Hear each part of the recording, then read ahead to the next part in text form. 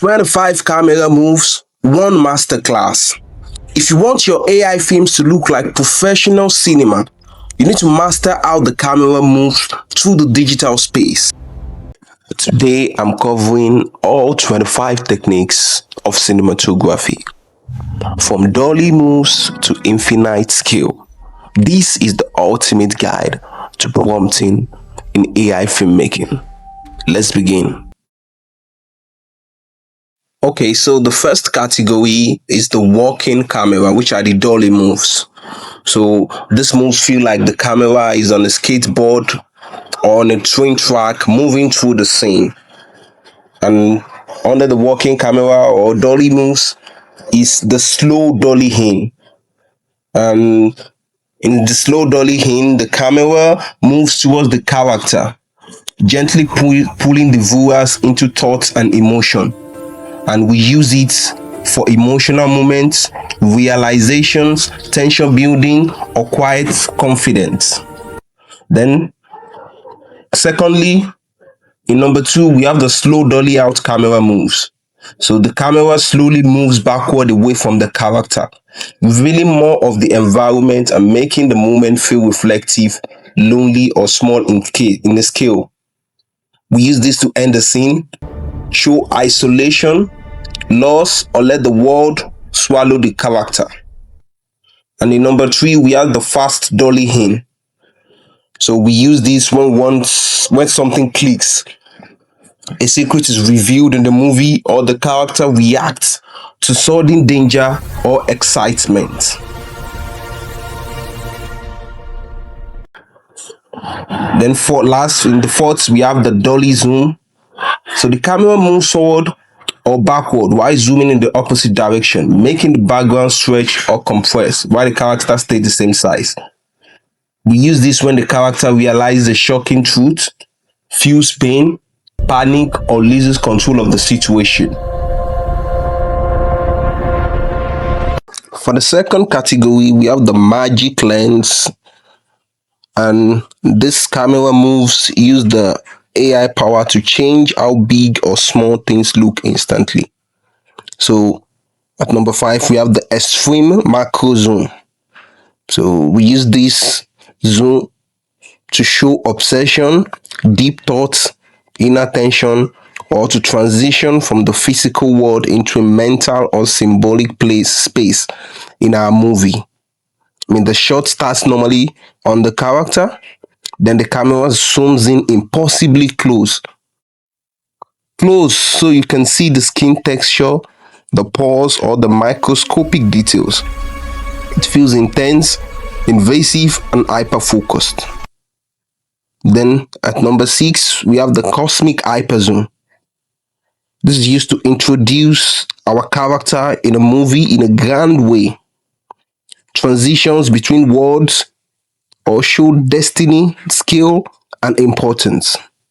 The shot starts impossibly far away, like in deep space, and then the camera rushes at extreme speed through sky, clouds, and environment until it lands on where we want it to land. It feels epic, godlike, and cinematic. And at number 7, we have the fisheye lens. So the camera uses an ultra-wide fisheye lens that bends and curves the world around the character, making the scene feel distorted, playful, chaotic, or unsettling. We use it to exaggerate space, show confusion, surreal moments, or give the scene a stylized experimental feeling. And in category 3, we have the hidden review or the environmental moves. That is, we use objects in the room to hide and then show the character. So under the category 3 at number 8, we have the review from behind. So the camera starts hidden behind an object like a wall, pillar, or doorway and slides out to reveal the character. It feels like the viewer just discovers them. So we use this to create suspense and dramatic entrance or a cinematic moment where the character is finally seen. And at number 9, we have our fly through shots. So in this shot, the camera moves like a ghost, like flying through a window, a door, or a small gap to reach the character. It feels immersive and magical. So we use this type of camera for smooth cinematic transitions, or to surprise the viewer by revealing the character or what's the sequence in the movie in a hidden spot.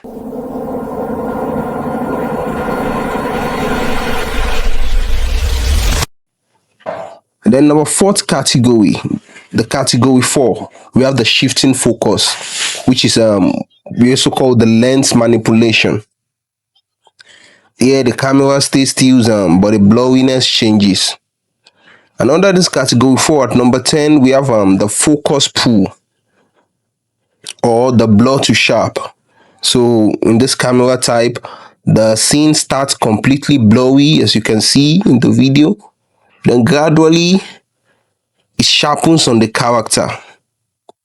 So this kind of camera movement draws attention and creates tension or anticipation. So we use it to reveal character or scenes dramatically and emphasize thought or emotion, or guide the viewer's eyes. And at number 11, we have the rack focus. So the rack focus, camera type, the focus jumps from one object to the character or vice versa, shifting the viewer's attention instantly. So we use this kind of camera to transition between foreground and background storytelling, or to emphasize the character in a scene with multiple points of interest. Then in category 5, we have the nodding camera, which is simple movements like the camera is tilting its head or sliding side by side. So under the nodding camera in category 5, we have at number 12, which is the tilt up. So in the tilt up camera movement, the camera looks from the ground upward. So it follows our character from the feet to their face. It feels natural, curious, or awe-inspired. So we use this type of camera to show stature, to show confidence, or to slowly reveal the character from bottom to top. Then at number 13, we have the tilt down. So in this type of camera movement, the camera looks from above downward toward the character, emphasizing skill, vulnerability, or observation. So we use this when we want to show the character in context. We want to make them seem small, isolated, or reflective. So, and at number 14, we have the twerk or the side slide. So in this type of camera, the camera slides sideways while keeping the character in frame. So it's like the camera is following them from a moving vehicle. So it adds energy and context to our scenes. So we use this kind of camera in our shots to follow movement, to show surroundings, or to create some sort of cinematic momentum. So in now we are at the category 6, the 6 categories. So which is the circling camera or the orbital moves. So this kind of cameras, I'm always moving in circles. I used to move in circles around the object to create energy, power, or tension. So at number 15, we have the slow orbits, or we call it the hero shots. So in the slow orbit, the camera circles around the character, making them feel powerful, important, and cinematic. And we use this kind of camera to highlight heroism, confidence, or to give a cinematic introduction to the character. And at number 16, we have the fast orbit or action spin. So the camera rapidly spins around the character, creating energy, urgency, or chaos. So we use this kind of camera during action sequences in our movies, tension, or to emphasize dynamic motion around the character. And at number 17, we have the overhead orbit, or we call it the God's eye spin. So in a layman term, so this kind of camera circles the character from above, like a God's eye view, showing the full environment while keeping the focus on the character. And we use this kind of camera, which is the overhead orbit. We use this to show skill, isolation, or to make the character feel small or epic within their surroundings. And in category 7, we have the vertical power, which is the crane and drone moves. So this kind of camera moves that go up or down to show dominance, isolation, or skills. And at number 18, we have the crane up review. So in this kind of camera movement, the camera rises upward, so it reveals the character and the full environment, creating a sense of scale and grandeur. So we use this to introduce a massive space, show dominance, or make the character feel small within a larger setting. And then at number 19, we have the crane drown intro, which is another kind of camera movement.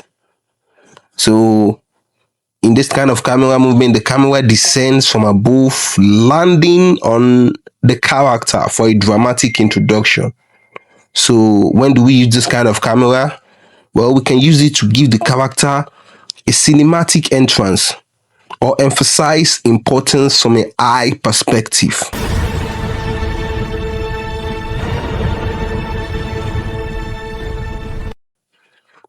And at number 20, we have the drone dropping. So in this kind of camera, the camera starts high above and drops down towards the character, creating a sweeping, immersive review. So when do we use this? We use this to introduce the character in a grand way or transition from a wide establishing shot into a personal moment.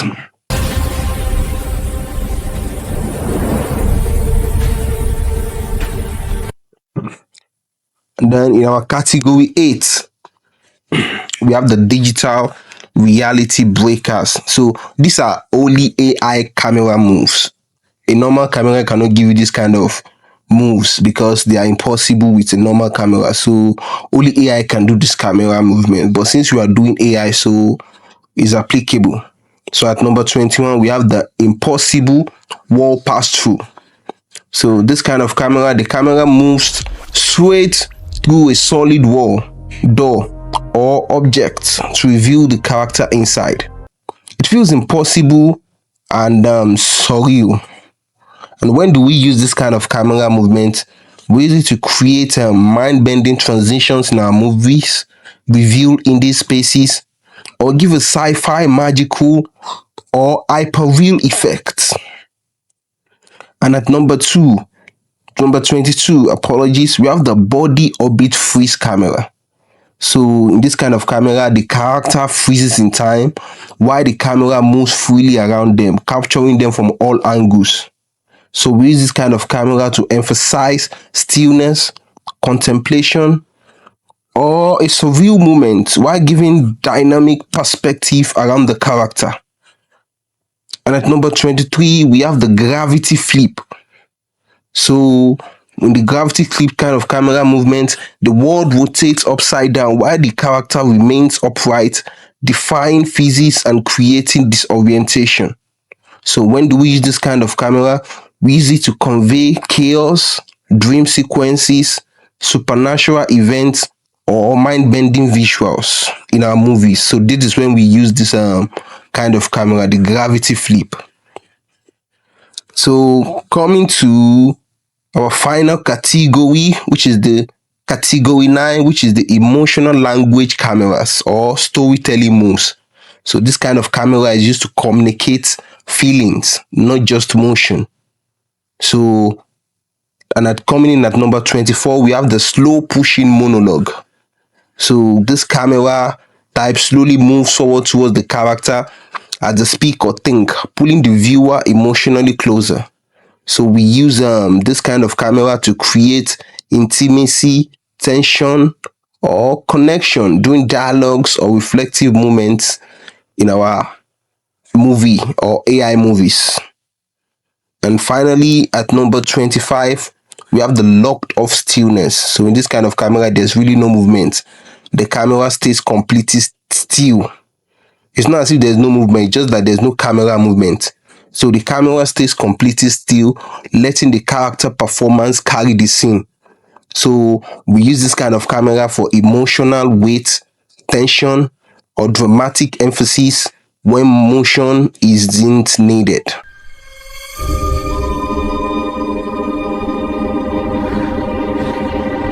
And that's it. 25 moves and infinite possibilities. AI filmmaking is about the iteration mindset. Not every generation will be perfect, and that's completely normal. You test, you regenerate, and you refine. That's how cinematic results are made. Thank you for watching. Now, if this helped you, you can hit like and subscribe for more AI filmmaking guides on this channel.